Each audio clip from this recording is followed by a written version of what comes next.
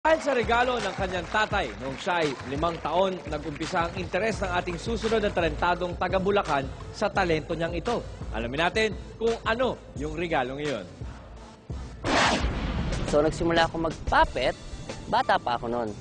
Binigyan ako ng daddy ko ng kauna-unahang puppet ko. Actually, Sesame Street siya eh. Ang gandang-ganda ako noon. Tapos doon ako nagkaroon ng interest sa pagpapuppet. Gusto ko yung magkaroon ng kakaibang puppet eh. Gusto ko yung mga hard. Sa internet, mahal pala yun. 60. Di ko kayang bitawan ng ganun-ganun ng 60,000. So, ang ginawa ko, gumawa ko ng sarili ko. Ngayon, pinagsisumikapan kong gumawa ng paraan para mabili ko yung gustong-gusto kong puppet na yon. So, dahil nga sa daddy ko, na-inspire ako na... Siya nagbigay kasi sa akin ng puppet, kaya nag-inspire ako na mag-puppet. So, yung aking talent na to para sa daddy ko. Showing us the magical wonders of the voice and the hand, here's Ernest Engelbert Quinquileria Jr., a.k.a. Mr. Charlie.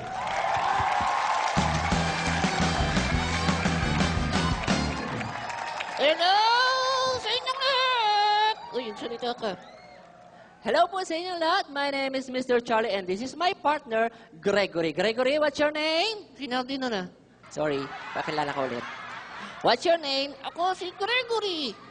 English ang tanong, English ang sagot. English ang sagot? Oo. What's your name? English! Uy. Sabi ko English! Repeat after me. My name? My name! Huwag ka sumigaw, nakakagulat. Bakit? Huwag ka sumigaw. Dahan-dahan lang. Dahan-dahan. Dahan-dahan. What's your name? Sabihin mo to. My name? My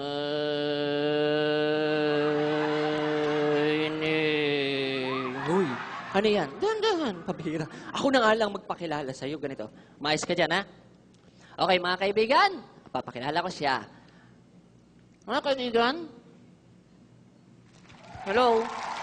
Kaya nalilate yung boses mo. Sira ka. Sira ako. Ikaw sira.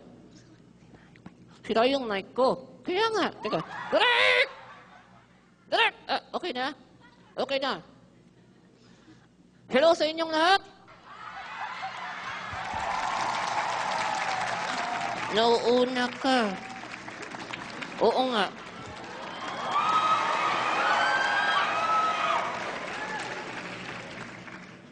Hello! Hello!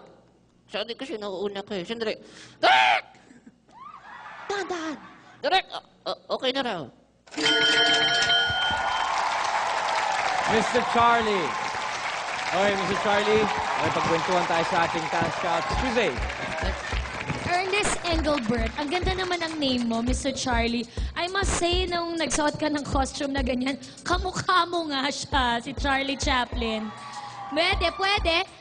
Una, natuwa ako sa routine. Maayos naman, nakakatawa naman yung mga punchline. Pero pwede pa nating dagdagan. Ang susi kasi sa isang comedy routine, pung, pung, pung, pung, pung, tapos yung dulo, tadan! Ganon. Isang malakas na punchline. Ganon dapat. Para yung mga tao na bibuild mo yung ano nila, yung energy at interest sa material mo. Pero meron nakikita ko, talented ka kuya, meron dyan.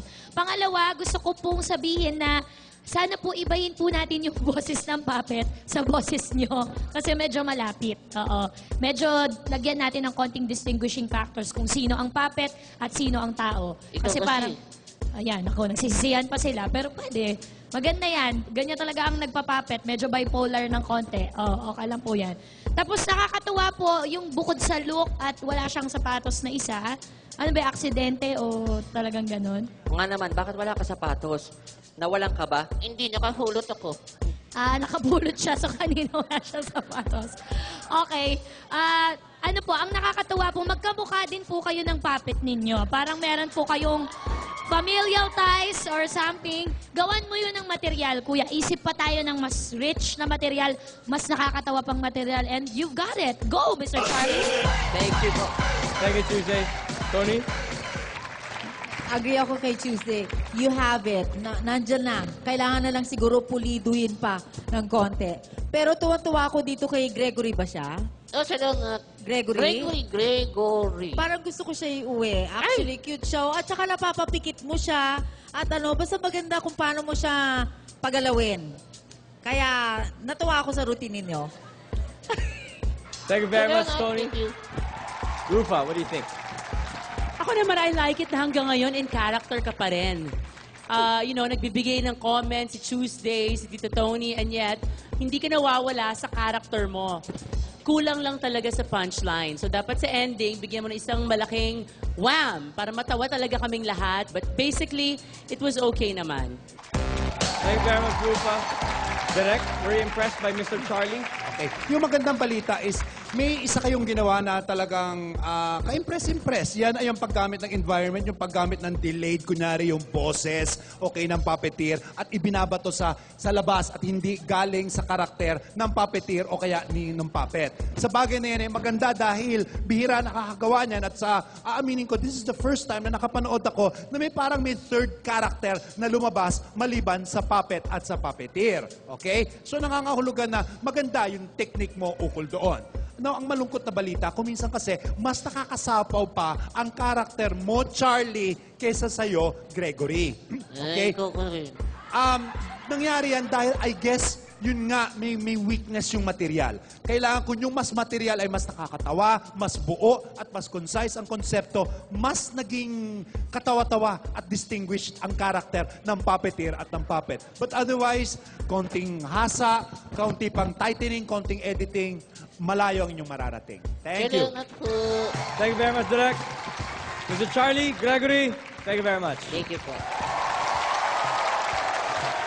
Nakakagulat at nakaka-inspire ang ipapakita ng ating dalawang huling talentado. Alamin kung ano ang handog nila sa pagbabalik ng pambansang talent show ng Pilipinas, ang Talentadong Pinoy.